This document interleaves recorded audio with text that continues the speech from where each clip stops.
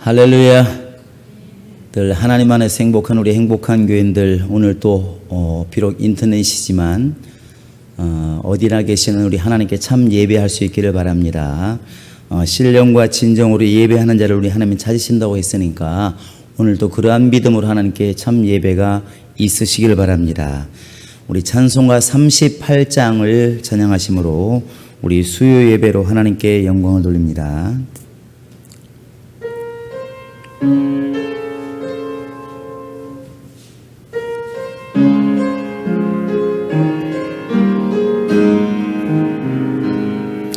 예수 우리 왕이여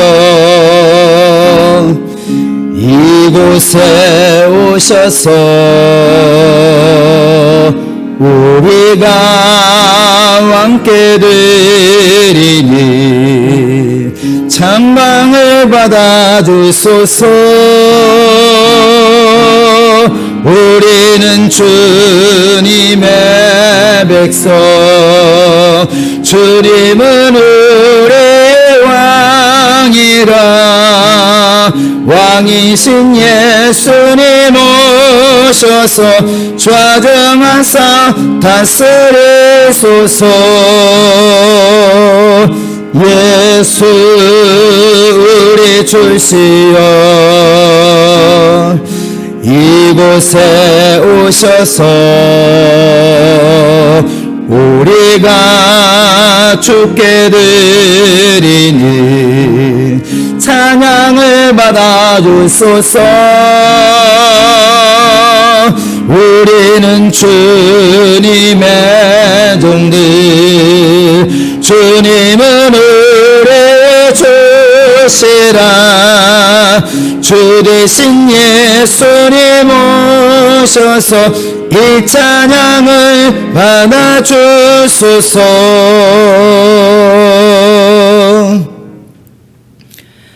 하나님 아버지, 오늘 또 예배하는 자를 찾으시는 주님 앞에 나와 우리가 예배합니다.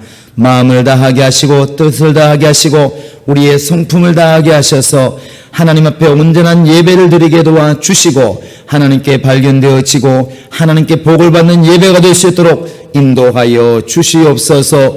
우리 교인들 어느 곳에 있든 정말 무슨 일을 하고 있든 하나님이 함께 해주시고 이 시간도 예수의 감격 있게 도와주시며 하나님 만나는 체험이 있도록 하나님이 함께하여 주시옵소서. 예수 이름으로 기도합니다. 아멘.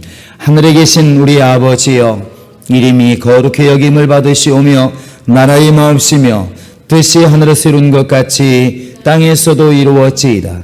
오늘날 우리에게 일용할 양식을 주옵시고 우리가 우리에게 죄 지은 자를 사하여 준 것 같이 우리 죄를 사하여 주옵시고 우리를 시험에 들게 하지 마옵시고 다만 악에서 구하옵소서.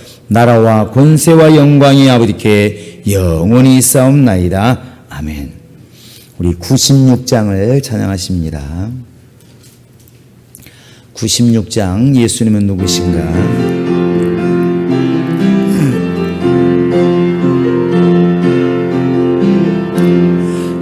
예수님은 누구신가? 오는 자의 위로와 없는 자의 풍성이며 전한 자의 높음과 잡힌 자의 노임되고 오래 기쁨 되시네.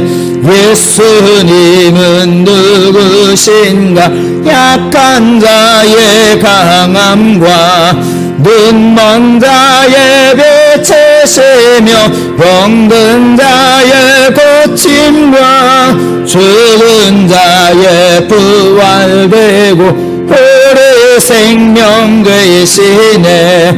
예수님은 누구신가? 초한 자의 정함과 죽을 자의 생명이며 죄인들의 중보와 멸망자의 구원되고 오래 평화되시네.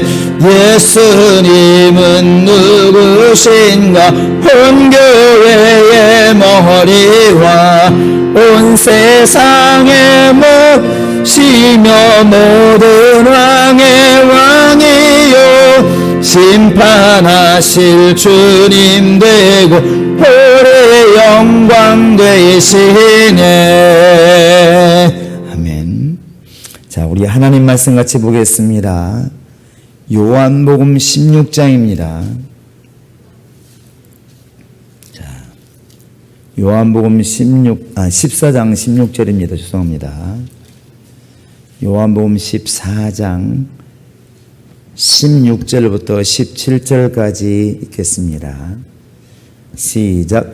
내가 아버지께 구하겠으니 그가 또 다른 보혜사를 너희에게 주사 영원토록 너희와 함께 있게 하시리니 그는 진리의 영이라. 세상은 능히 그를 받지 못하나니 이는 그를 보지도 못하고 알지도 못함이라. 그러나 너희는 그를 아나니 그는 너희와 함께 거하시며 또 너희 속에 계시겠습니다. 아멘. 보혜사를 너희에게 보내주리라. 우리 주님의 또 다른 약속이십니다.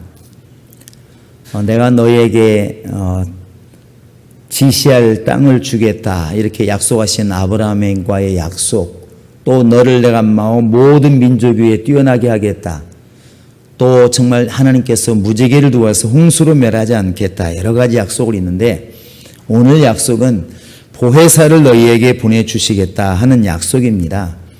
보혜사는 헬라어로 보면 파라클레토스 이렇게 말하는데 그것은 바로 우리나라 말하면 변호자, 또 이제 대리자, 돕는 자, 이런 여러 뜻을 가지고 있습니다. 쉽게 말하면 우리가 재판받을 때 우리를 도와주는 변호사가 있는 것처럼 우리를 돕는 자를 보내주시겠다 하는 것입니다. 그게 예수님의 약속이셨습니다. 근데 이 약속을 지금 누구한테 하고 있냐면 바로 사랑하는 제자들에게 지금 약속을 하고 있습니다. 이것은 어떤 의미를 가지고 있냐면 믿지 않는 사람들에게는 이 약속이 통용되지를 않습니다. 예수님 말씀하시기를 바람이 어디서 와서 어디로 가는지를 모르는 것처럼 성령으로 난 사람들도 다 이와 같으니라 이렇게 말하고 있습니다. 예수는 모든 믿지 않는 사람들에게 다 공개가 되었습니다. 그러니까 자기가 지금 예수를 안 믿어도 예수라는 것을 다 알아요. 그런데 성령은 예수라고 하는 그 하나님의 길이 열린 사람들에게 바로 주어진 약속이 이 성령의 약속입니다. 보혜사의 약속이에요. 그래서 우리는 알아야 될 게 뭐냐면 왜 저 사람들이 성령의 음성을 듣지 못할까 하지만 믿지 않는 사람들에게는 절대로 성령의 역사가 나타나지 않는다는 사실입니다. 알지를 못한다는 것이죠. 그래서 이 성령은 누구에게 먼저 약속하신 거냐면 자기를 따라오는 사람들, 예수의 약속을 믿는 사람들에게 지금 약속하는 것입니다. 이와 같이 곧 우리 학생들에게 학교의 그 어떤 지시나 방침이 통용이 되는 것처럼 우리 지금 예수 믿는 믿음을 가진 사람들, 예수를 영접한 사람들에게 이 보혜사의 약속이 의미가 있는 것입니다. 우리 이것을 먼저 잘 알아야 될 것 같습니다. 이 말 속에는 참 많은 뜻이 담겨 있는데 그 이야기는 성령은 누구를 도우실까? 곧 예수 믿는 사람을 돕는다, 그런 뜻도 담겨 있고 성령의 역사는 믿음의 사람들 통해서 나타난다, 이런 뜻도 가지고 있습니다. 그런데 이 성령이 언제 그럼 우리에 올 것인가? 지금까지 많은 사람들이 성령을 믿는 순간 오신다 이렇게 말들 많이 하는데 그렇게 보는 것이 오해가 있습니다. 왜냐하면 예수님께서 누가복음 24장에서도 49절입니까? 너희는 하늘로부터 능력을 입혀올 때까지 이 성을 떠나지 말아라. 아버지에게 내가 청해서 너희에게 보혜사를 보내주리라 이렇게 말하고 있는데 그 아버지의 약속하신 것이 지금 예수 앞에 와서 예수를 영접하고 주는 그리스도시요 살아계신 하나님의 아들이십니다. 이렇게 고백한 사람들에게 말하기를 이 성을 떠나지 말아라. 그래야 하나님께서 약속하신 걸 보내줄 거야. 이렇게 말한다는 얘기는 지금 예수 앞에 와 있어서 예수를 구주로 시인하고 있어도 아직 성령을 안 받았다는 얘기입니다. 그러니까 예수 영접하는 것과 예수의 성령을 받는 것은 시간차가 있다는 거예요. 동시에 일어날 수도 있습니다. 그러나 분명한 것은 시간차가 분명히 있습니다. 또 사도행전 1장에 가보시면 그 시간에 대해서 이렇게 말하고 있습니다. 너희가 몇 날이 못 되어서 성령을 선물로 받으리라. 몇 날이 되었든 하루가 되었든 분명한 것은 믿음의 사람들이 믿는 순간 성령을 받았으면 이런 말 할 필요가 없는 겁니다. 주는 그리스도시요 나의 하나님이십니다. 이렇게 말하면 그 순간 성령이 덜컥 임해야 맞는 거죠. 믿음과 성령이 같이 온다면 예수를 영접하는 순간 성령을 받아야 맞는 겁니다. 그런데 초대교회 잘 보시면 알지만 베드로가 예수를 안 믿었나요? 요한과 야고보가 예수를 안 믿었습니까? 믿었습니다. 하지만 성령이 온 것은 그 뒤에 한참 뒤라는 것이죠. 몇 날이 못 되어 성령을 선물로 받으리라 이렇게 말하고 있는 것은 몇 날이라 할지라도 이미 기간이 있다는 것입니다. 그래서 어떤 사람은 예수를 믿고 나서 그냥 곧바로 막 방언이 터져가지고 말하는 사람이 있어요. 어떤 사람은 1년 내내 가도 성령 못 받고 몇 년 지나서 이렇게 방언을 말하고 성령을 영접하는 분들이 있습니다. 이건 하등의 이유가 이상한 게 아니고 당연하다는 것이죠. 성령과 바로 예수 믿는 것은 같은 것이 아니라고 하는 것을 말씀해 주고 있습니다. 그런데 우리 예수님께서 왜 그렇게 우리에게 보혜사 성령을 말씀하시면서 무섭게 얘기했을까? 절대로 이 성을 떠나지 말아라. 절대로 능력이 풀 때까지 성령 받을 때까지 떠나지 말아라. 왜 이렇게 하나님께서 무섭게 말씀하셔? 떠나면 안 되나? 성령 안 받으면 안 되나요? 오늘날도 그런 질문할 수 있습니다. 성령 안 받고 신앙생활하면 지옥 가나? 이렇게 물을 수 있습니다. 그런데 그것은 마치 계약서 없이 집을 사는 것과 똑같은 것입니다. 집문서 없이 집을 사고 계약서 없이 집을 사면 살 수는 있겠죠. 그러나 부담스럽고 위험하다는 것입니다. 온전하지 않다는 것이죠. 이것을 갖다가 성령 안 받으면 어때서 이렇게 생각하면 쉬워 보이는데 지금부터 우리가 성령이 오셔서 하는 일을 보면 안 받으면 안 된다는 것을 알게 됩니다. 여러분 성령을 왜 보내셨습니까? 자, 오늘 한번 보시겠습니다. 그 뒤에 17절 한번 읽어보시겠습니다. 자, 17절입니다. 시작. 세상은 능히 그를 받지 못하니 이는 그를 보지도 못하고 알지도 못함이라. 그러나 너희는 그를 아나니 그는 너희와 함께 거하시며 또 너희 속에 계시겠음이라. 뭐라 말하고 있습니까? 그는 곧 진리의 영이라. 그가 우리를 진리 가운데로 인도하신다는 사실입니다. 성령은 진리의 영이다. 시작. 진리의 영이 따로 있는 게 아니라 바로 진리이신 예수를 증거하기 때문에 성령을 갖다 그때는 진리의 영이라고 말을 하는 것입니다. 우리가 아들을 두었을 때 나는 내가 아들을 낳게 되면 뭐라고 하죠? 다른 사람이 나를 아버지라고 그러잖아요. 아버지. 내가 아들을 낳게 되면 사람들이 나를 뭐라고 해요? 아버지라고 한다고. 이상하십니까? 여러분 잘 모르시겠군요. 어머니라. 자, 여러분이 딸을 낳았어. 여러분을 사람들이 뭐라고 합니까? 엄마라고 하잖아요. 엄마라고. 물론 어머니라고 하겠지만 엄마라고 해. 그런데 학교에 갔더니 선생님이 엄마라고 안 하고 뭐라고 하냐면 개똥이 보호자 이런다고. 병원에 가면. 그래 안 그래요? 개똥이 보호자 이렇게 부른다고요. 그러면 나는 엄마인데 그리고 안 가면 되냐고. 그게 아니라 아이가 보호가 필요할 때는 뭐라 부르냐면 보호자라고 부르는 거예요. 근데 보호자와 엄마가 같은 거예요. 거기서는. 그와 같이 진리의 성령, 진리의 영, 그 다음에 성령 이러니까 영이 다르다고 생각하는데 하나님의 영, 진리의 영, 성령은 같은 영입니다. 그런데 진리를 증거하고 보호하고 변호하시기 때문에 진리의 영이라 부르는 것입니다.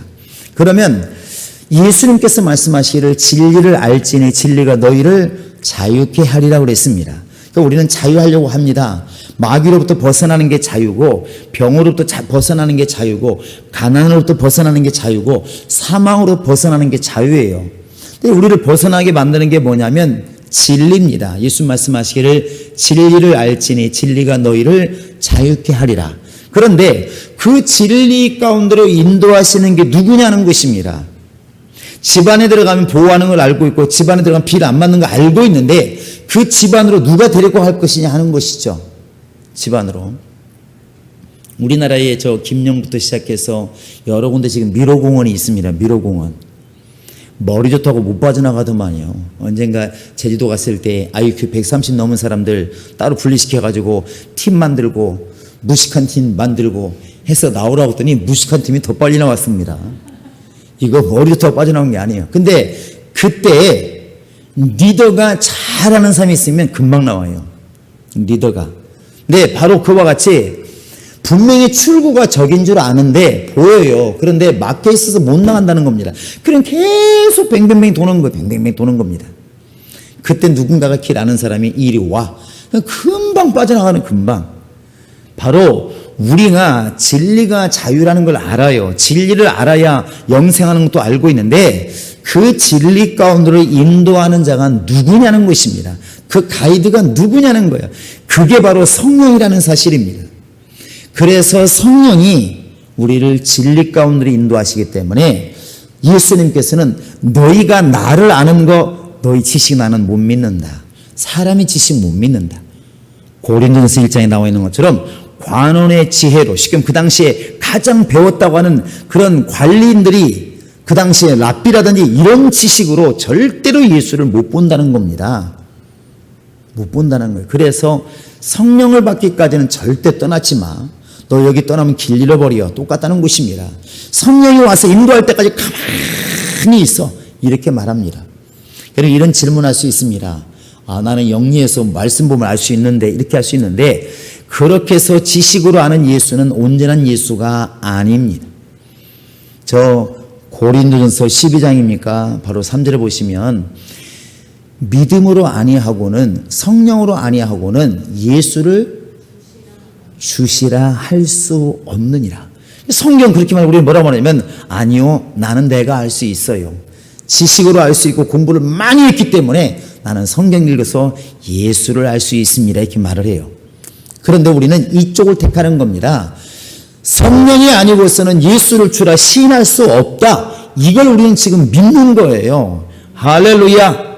오늘날 예수 말하는 사람 많습니다. 지난번에 서점에 가보니까 그 유명한 철학자가 마가복음 강해를 썼더만요. 뭐 누군지 다 알잖아요. 근데 이렇게 쭉 제가 읽어보았습니다. 역시나 관점이 보고 싶었어요. 뭐 한 절 한 해석한 건 무슨 의미가 있겠습니까? 이 사람은 어떤 시선으로 볼까? 딱 봤는데 그겁니다. 이 성경의 능력은 다 신뢰하면 안 된다. 이런 것들은 후대에 교회를 세우기 위해서 필요하게 삽입시킨 것이지 원래 예수는 그런 분이 아니다. 그래서 그분이 말하고 싶은 것은 우리가 진짜 예수를 찾아 드려야 된다. 그 예수는 어떤 예수? 능력 없는 예수, 그냥 때리면 맞는 예수, 가난한 사람 보면 불쌍해서 도와주시는 예수, 이런 진짜 예수를 찾아 드려야 된다. 이렇게 말을 해요. 그러니까 귀신 쫓고 병 고치고 하나님의 아들로 수행하신 것들은 다 의미가 없는 거예요.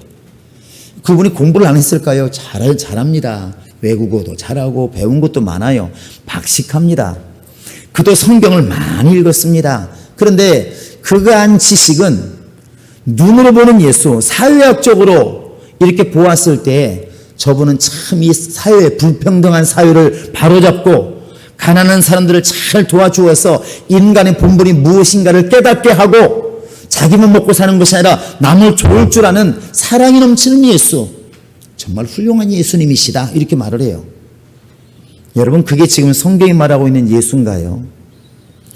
하나님은 영적인 예수, 하나님의 아들이신 예수, 우리 죄 때문에 죽으시는 예수, 피 흘리신 예수를 알기를 원하는데 그렇게 예수를 모른다는 것입니다. 그 당시에 바리새인들, 빌라도, 헤롯 예수를 몰랐습니까? 다 예수 알고 있습니다. 매일 듣는 말이 예수의 말이니까 우리 캐스면 이렇게 말하잖아요. 나도 너 얼굴 보기를 원했다. 네 얘기가 하도 많이 돌아다니니까 나도 너 얼굴 보기를 원했다. 너 능력 좀 보여줘봐라. 이렇게 말하잖아요. 예수를 모르는 게 아닙니다. 그러나 성경이 말하고 있는 하나님 말씀하시는 예수는 몰라요. 왜 모를까? 지식으로 아는 예수는 예수가 아닙니다. 차라리 시골에서 비록 배우지 못했어도 하나님의 영으로 감동된 사람이 예수가 나의 주인이고 내 영혼의 주인이고 예수가 하나님의 아들이시고 예수만이 나를 지옥에서 건지실 하나님이라고 믿는 농부가 있다면 그 사람 신령한 사람 아닌가요? 비록 성경을 해석하지 못해도 그래서 성령의 인도를 받는 게 중요하다는 것입니다. 이걸 우리가 깨달은 게 아니라 예수님 말씀하셨습니다. 성령으로 인도받으라. 그가 진리의 위이기 때문에 그의 인도를 받아야 진리를 네가 알 수 있고 진리 가운데로 들어갈 수가 있다.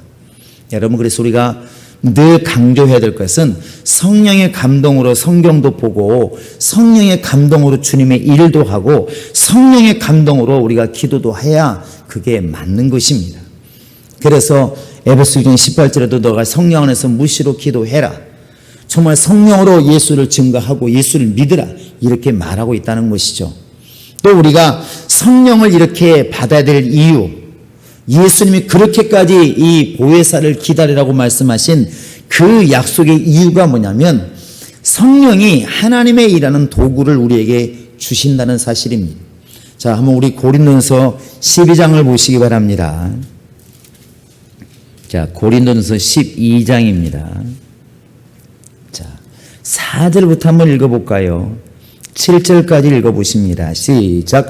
은사는 여러 가지나 성령은 같고 직분은 여러 가지나 주는 같으며 또 사역은 여러 가지나 모든 것을 모든 사람 가운데서 이루시는 하나님은 같으니 각 사람에게 성령의 나타남을 주심은 유익하게 하려 하심이라.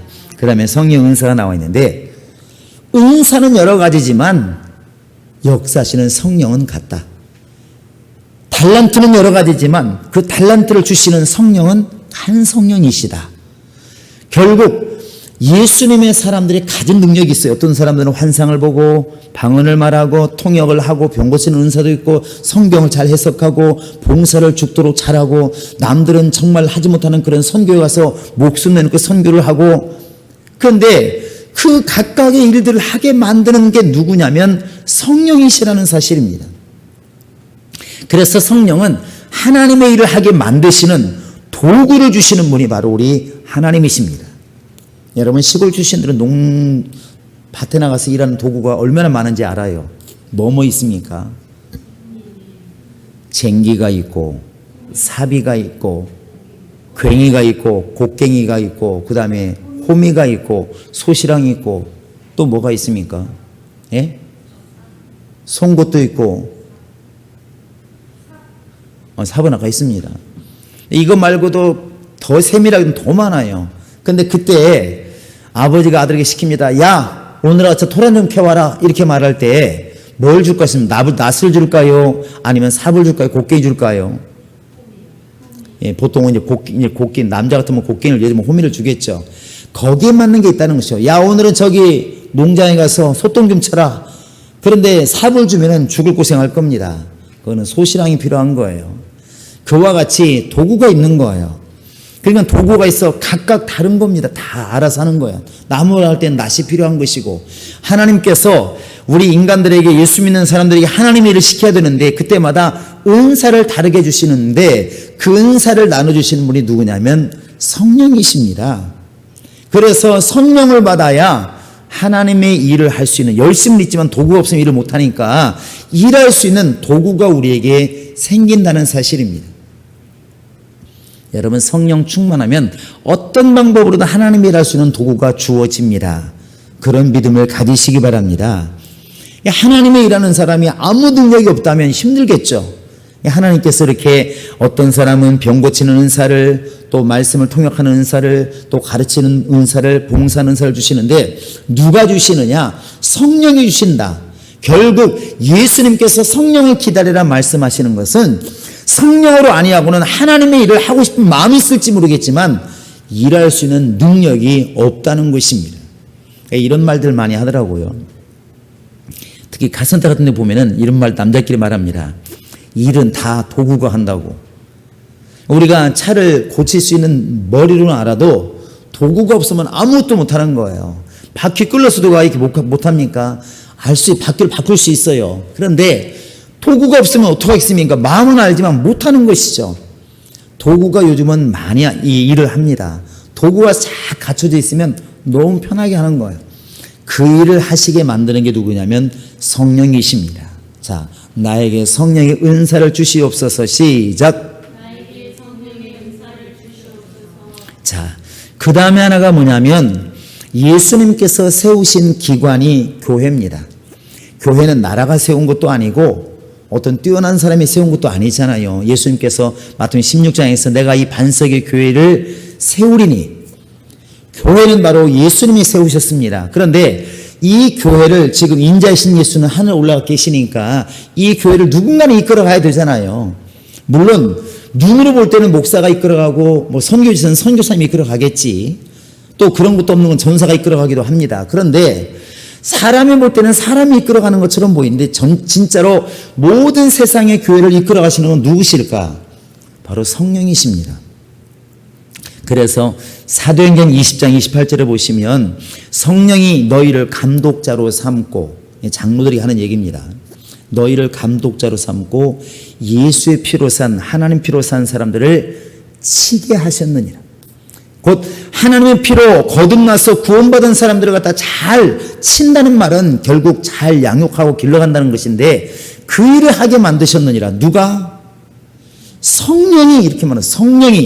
성령이 너희를 감독자로 삼고, 한 사람이 아니라 바로 이 시대에 앞세대도 우리 지금도 앞으로도 교회를 이끌어갈 감독자를 세우시고 교인들을 잘 이끌게 하셨느니라. 이렇게 말하고 있습니다. 누가 하시느냐? 성령이 하신다는 거예요. 결국 예수님께서는 아버지 뜻으로 이 땅에 오셔서 우리 죄를 사해 주시고 첫사람 아담이 지은 죄를 다 탕감해 주시고 교회를 시작하게 만드셨는데, 예수님이 가신 다음에 이 땅에 지금 남아서 교회를 이끌어 가신 게 누구냐면 성령이 이끌어 가시는 겁니다. 그래서 사복음서가 끝나면 딱 성령의 역사가 나타나는데 그게 사도행전, 달리 말하면 성령의 행전, 이렇게 설명을 하는 것입니다. 눈으로는 베드로가 일하고 바울이 일하지만 그 뒤에 보시면 알겠지만 성령이 일하신 거 금방 알잖아요. 베드로가 성령에 감동되어서, 바울이 성령이 지시하신 바다 떠나니라. 성령이 일을 하고 있는 게 다 보이는 거예요. 이게 바로 성령이 교회를 이끌어간다는 사실입니다. 목회자도 이것을 잊지 말아야 되고 성도들도 이것을 잊지 말아야 됩니다. 그렇지 않으면 성령을 딱 잊어버리게 되면 교회는 누구만 남냐면 인간만 남습니다. 인간만. 그래서 성도들은 목사에게 너만 목회자냐, 똑같지, 우리가 똑같은 사람이지. 또 목사도 마찬가지겠죠. 그러다 보니까 교회가 점점 어디로 가냐면 민주주의로 흘러간다는 것입니다. 성령도 잠깐 계세요. 하나님도 나가 계세요. 우리끼리 회의하고 잘 될 테니까, 이렇게 이제 교회가 흘러가기 시작합니다. 멋있는 것처럼 보이지만 과연 성령은 어찌할 것이냐 하는 것입니다. 성령이 분명히 교회를 이끌어 가신다고 말하고 있는데 성령의 감독자를 세운다고 그러는데 인간은 감독자를 인정하지 않는다는 얘기는 결국 하나님께서 세우신 것도 인정하지 않는다는 것이죠. 그게 성령을 못 보기 때문에 일어나는 일이라고 생각을 합니다. 성령은 바로 교회를 끌어가시는 일을 하십니다. 그래서 성령의 지시를 받고 떠나라 하는 것이죠. 그 다음에 우리가 성령을 받아야 될 분명한 이유, 기다려야 될 이유가 뭐냐면 예수를 아까 말씀드린 것처럼 제대로 알고 믿기 위함입니다. 예수님의 동생들도 성령 받기 전까지는 예수를 잘 안 믿었다고 그래요. 그 지금 뒤에 나온 야고보서나 유다나슨 이런 동생들이 안 믿었다고. 오히려 예수님께서 미쳤다고 그러니까 잡으러 왔지 않습니까? 우리 형이 왜 저럴까? 그런데 예수님께서 죽으시고 부활하신 것을 보면서 예수를 영접하기 시작했고 누구보다도 더 예수를 증거하는 사람이 되었습니다. 이게 시사하는 바가 상당히 큰데 성령을 힘입지 않고 보았을 때는 그냥 형으로밖에 안 보였다는 것입니다. 형으로밖에 안 보이는 거예요. 그런데 이제 성령이 임하시고 성령이 예수를 보니까 예수는 내 형이 아니고 바로 주인이더라는 것이죠. 그래서 쓴 게 여러분 야고보서 1장 시작할 때 뭐라고 썼습니까? 예수 그리스도의 종 야고보는 이렇게 쓰고 있잖아요. 우리 같으면 이렇게 쓸 것 같습니다. 좀 더 유명한 걸 드러내서 예수의 동생 나 야고보는 이렇게 쓰면 더 멋있잖아요. 우리 같으면은. 우리 아버지가 유명한 사람이고 우리 형이 유명한 사람이면 그거 들으면 얼마나 대단한데, 우리 삼촌이 어디 사장이에요 이러면 얼마나 빛이 나는데 왜 종이라고 씁니까? 가장 비참하게. 비로소 예수를 제대로 보았다는 것이죠.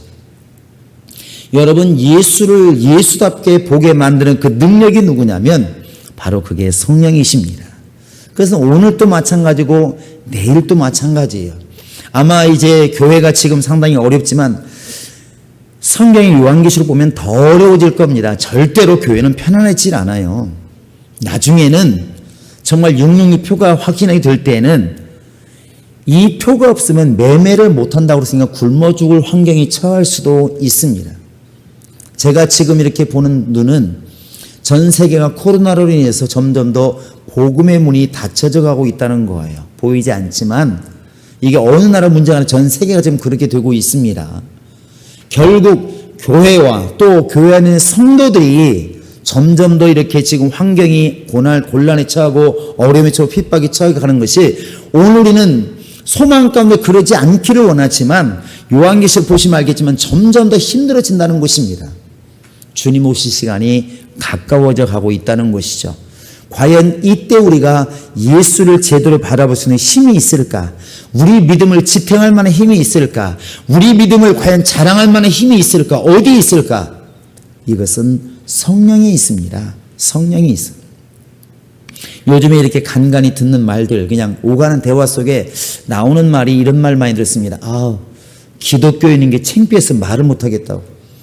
교회 다니는 게 창피해서 말을 못하겠다고. 너무나 많이 해를 끼치니까 하는 얘기입니다. 그 말을 100% 우리는 동감을 해요. 그런데 한편 아쉬운 게 뭐냐면 이보다 더 힘든 일이 있으면, 더 어려운 일이 있으면 우리는 어찌할 것인가? 그러면 예수 믿는 걸 숨기고 살아야 되나? 이렇게 생각해 보면 아니더라는 것이죠. 우리는 지금 생각하고 있습니다. 오늘 아침에 보시면 알겠지만 도배한 게 뭐냐면 그 전 목사님의 모든 사진부터 시작해서 막 모두가 지탄을 해요. 그런데 주님은 이렇게 물으시는 것 같아요. 싸우는 게 지금 옳다는 게 아니라 너희들은 그러면 더 선한 일을 위해서 뭘 하고 있느냐? 뭘 하고 있느냐? 교회가 코로나로 해서 어려움을 당할 때 저런 방법 말고 더 선한 방법이 있었을 텐데 그 많은 교인들, 그 많은 교회는 지금 뭐 하고 있느냐 묻지 않겠습니까? 우리가 지금 그 사람을 손가락질하기 전에 우리가 해야 할 일을 하지 않으면 결국 우리도 주님께 책망받지 않을까 하는 것이죠. 왜 교회는 그 사람 때문에 지금 교회가 죽는다 아우성을 치고 있을까? 그 사람이 저기 싸울 때 저건 옳은 방법이 아니다 말한 사람 많이 있었습니다. 그러면 저 방법이 아니라 다른 방법으로 더 힘있게 우리가 일을 할 수가 있었더라면 더 낫지 않았을까 하는 것이죠. 지금도 끝난 전쟁이 사실은 아닙니다. 근데 우리를 예수 믿는 사람답게 믿음을 지켜나가는 사람답게 지켜나가게 만드는 능력이 바로 성령이십니다. 우리 행복한 교인들도 기도하셔야 됩니다. 내 힘과 내 열심으로 지킬 수 있을까? 목숨이라는 게 정말 굉장히 두려운 것인데 목숨을 내놓고 예수 믿는 사람이 얼마나 있을까? 그런데 성령이 감동하시면 그게 가능하더라는 것입니다. 그래서 예수님께서 우리에게 성령을 받을 때까지 움직이지 말아라. 내가 성령을 반드시 보낼 것인데 성령을 받을 때까지 절대로 움직이지 말아라. 이렇게 우리에게 말씀해 주시고 약속하고 있는 것입니다. 우리는 아셔야 됩니다. 따라하시 바랍니다. 예수는 죄인을 찾아 구원하러 오셨고 성령은 믿는 자에게 은사를 주어 일하게 하시러 오셨다. 여러분 이것을 꼭 잘 염두에 두시기 바랍니다. 그래서 예수만 믿으면 되지. 이 사람들은 무슨 얘기하면 나 상 안 받아도 괜찮아. 나 주님의 일 안 해도 괜찮아. 이렇게 말하는 사람들입니다. 그러나 성령이 오신 이유가 예수를 제대로 믿게 하고 예수 믿는 사람을 통해서 교회를 위해서 하나님을 위해서 일하게 만들려고 오신 분이 맞다면 우리가 예수 믿고 구원받았으면 지금부터는 성령으로 일하려고 성령으로 충만하게 감동되셔야 됩니다. 저는 성경에 잠언에 보시면 너희가 개미에게서 가서 배우라 그랬는데 이 개미의 그 일생을 보면서 참 많은 걸 느꼈습니다. 제가 보고 깨달은 건 아닌데 개미가 사는 걸 우리는 많이 보았죠. 개미집도 많이 어릴 때 부서뜨렸기 때문에 개미가 여러 개미가 있는 걸 알아요. 여러분 날개 있는 개미 아시나요? 개미가 날개 있습니다. 나중에 알고 보면 그게 수컷이더만. 그게 수컷인데 개미가 어떻게 한 집단을 이루는지 여러분 아십니까? 한 집단의 여왕개미가 있습니다. 그 여왕개미가 이제 어른이 되면 날개가 있습니다. 그 날개를 타고 쫙 올라가요. 공중으로 날라. 그게 이 바로 신혼비행, 뭐 처녀비행 이렇게 하는데, 그러면 날개 된 수컷들이 쫙 따라 올라갑니다. 그래서 그 중에 한 마리만 이제 신랑이 되는 거예요. 교미하고 내려와. 그때 이 여왕개미가 원래 있던 집으로 가는 게 아니라 그냥 낯선 곳으로 내려갑니다. 땅에 내려 돌아다니면 날개는 떨어져요. 아무도 없고 자기 홀로 남아 있습니다. 그런데 그때부터 굴을 좀 팝니다. 그때부터 알을 낳기 시작해요. 알을 낳는데, 그때 알을 낳아가지고 처음에 낳은 이 알들이 새끼가 돼서 나오지 않습니까? 그게 뭐냐면 딸들. 근데 1, 2세대 딸들이 뭐 하냐면 그때부터 일을 시작합니다. 일을 시작해요. 엄마는 일을 안 해요. 계속 죽을 때까지 알만 낳아요. 그런데 태어난 이 딸들이 열심히 양식도 물어보고, 한쪽에서는 굴도 파고, 한쪽에서는 엄마가 낳은 알을 막 관리를 해요. 신기해요. 계속 그래가지고 나중에 3만 마리, 4만 마리 막 이 개미떼가 불어나, 이게. 그렇게 한 마리의 그 개미가 수만 마리의 개미가 될 때까지 일사불란하게 움직이는데, 그 페로몬이라는 호르몬 때문에 그렇게 한다고 그러더라고요. 신기하잖아요. 태어나자마자 자기 할 일이 있어서 열심히 일을 하는 거예요. 어떤 개미는 양식을 물어오는 개미, 어떤 개미는 열심히 엄마가 낳은 알을 막 이게 곰팡이 쓸지 않도록 관리를 해주고 빨아주고 계속 깨끗하게 해주고, 어떤 개미는 식구가 많아지니까 집을 늘려야 되잖아요. 그러니까 굴을 계속 파는 겁니다. 안 무너질 만큼. 그 개미집을 희한하게 있잖아요. 그걸 보면서 우리가 느껴지는 게 없습니까? 아, 그것이구나.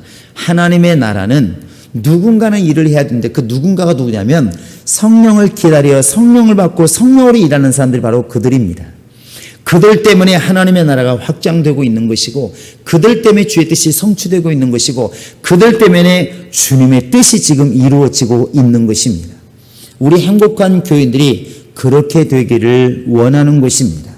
우리는 똑같은 모습으로 똑같은 능력 가지고 똑같이 일하는 사람들이 아닙니다. 어떤 사람은 말을 잘하고, 어떤 사람은 봉사를 잘하고, 어떤 사람은 상담을 잘하고, 어떤 사람은 청소를 잘하고, 다 다르다는 것이죠. 그러나 우리 속에 느껴지는 건 딱 하나입니다. 다 성령으로 일하고 있느냐는 것이죠.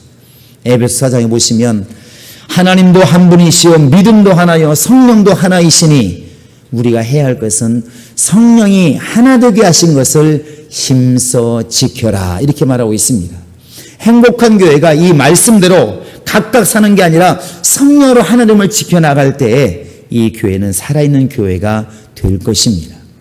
너희는 성령을 기다려라. 내가 하나님께 약속하신 것을 반드시 보내리라. 보혜사를 보내리라. 그 예수가 지금 우리에게 말씀하고 계시고, 그 약속대로 성령이 오셔서 우리를 통해서 예수를 보게 하시고, 예수를 증거하게 하시고, 예수를 자랑하게 지금 만들고 있습니다. 여러분 기도하셔서 지금까지도 그랬지만 앞으로도 성령을 따라 살아가는, 성령 때문에 일하시는 그런 일꾼이 될 수 있기를 주님의 이름으로 축원합니다. 이 시간 우리 함께 기도하실 때, 하나님 정말 내게 성령의 역사가 있게 하소서. 성령으로 말하고, 성령으로 믿고, 성령으로 예수를 바라보고, 성령으로 하나님의 일을 감당하는 일꾼 되게 하소서. 다 같이 우리 기도하십니다.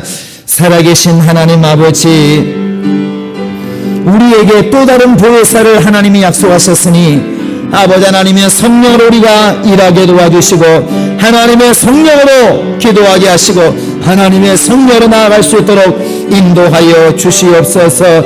하나님 아버지여, 우리 심령을 감동하여 주시옵소서. 성령 안에서 기도하게 하여 주시옵소서.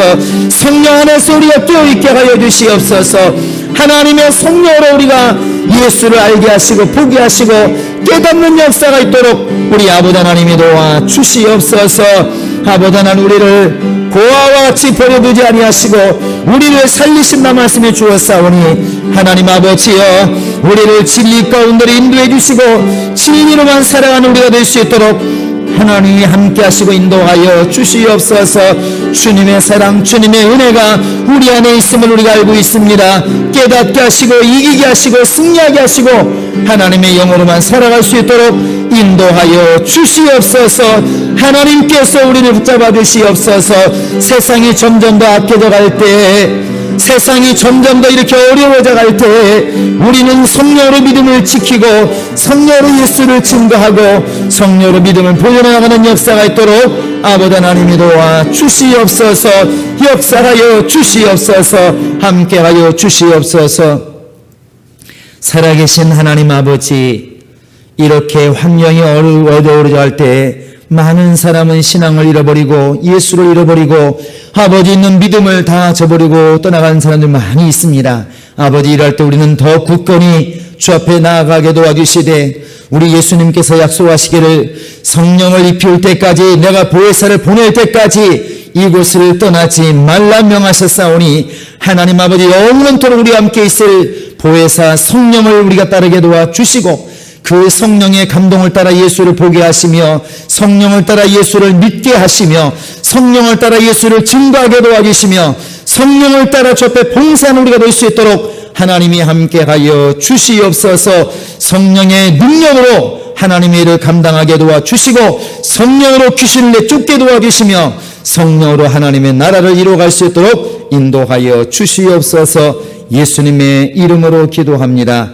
아멘. 우리 성도들은 이러할 때 정말 나라나 또 여러 가지 비판하기보다는 기도해 주시고 더 조심해 주셔서 이 코로나 사태가 빨리 정말 정리되도록 힘써 주시고 여러분 개인 위생에도 많이 신경 쓰셔서 교회에 어려움이 없도록 하나님의 일에 또 제한받지 않도록 여러분이 힘써 주시기를 바랍니다. 더 나아가서 우리 성도들은 서로 만나기 쉽지 않지만 서로 좀 격려해 주시고 위로해 주시고 또 서로 정말 전화라든지 좀 서로 힘을 북돋아주는 그런 힘 있는 또 성도가 될 수 있도록 해 주시기를 주님의 이름으로 부탁을 드립니다. 우리 288장 찬양하고 주도록 마칩니다.